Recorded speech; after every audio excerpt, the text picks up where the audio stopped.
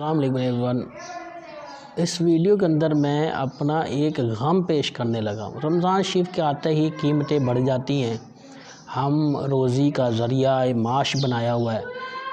پھلوں کی قیمتیں دیکھیں، سبزیوں کی قیمتیں دیکھیں، فروٹس کی قیمتیں دیکھیں۔ آپ یقین کریں، یقین نہیں ہوتا کہ مسلمانوں کا اس طرح کا کام ہو سکتا ہے، بلکہ ان میں تو رعایت بینیفٹس دینے چاہیے۔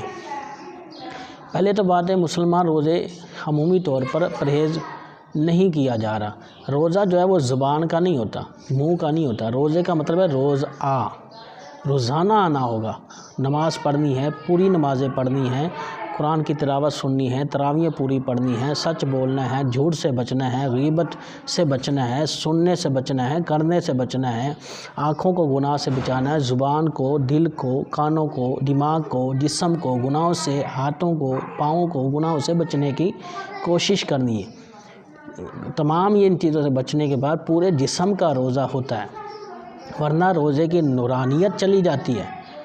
روزے کے جو فضائل اور برکات ہیں وہ عمومی طور پر ہمیں کیوں نہیں ملتے؟ کیونکہ ہمیں اس چیز کا ہی جو ہے پرہیز نہیں کر رہے ہوتے۔ تو لہٰذا عرض کرنے کا مطلب یہ ہے کہ جو دوست بھائی قیمتیں بڑھا دیتے ہیں سامان پر، انہیں چاہیے کہ وہ مسلمان بحیثیت مسلمان لوگوں کی ہیلپ کریں، اور جتنی رعایت بینیفٹس آپ روزے داروں کو دے سکتے ہیں، رسپیکٹ دے سکتے ہیں، عزت دے سکتے ہیں، انہیں عزت دیں، اور جتنا سودے کے اندر سستا کر کے دیں تاکہ روزے داروں کے روزے رکھے جائیں، سحریاں ہوں، افطاریاں ہوں، آپ کے لیے دعائیں ہوں۔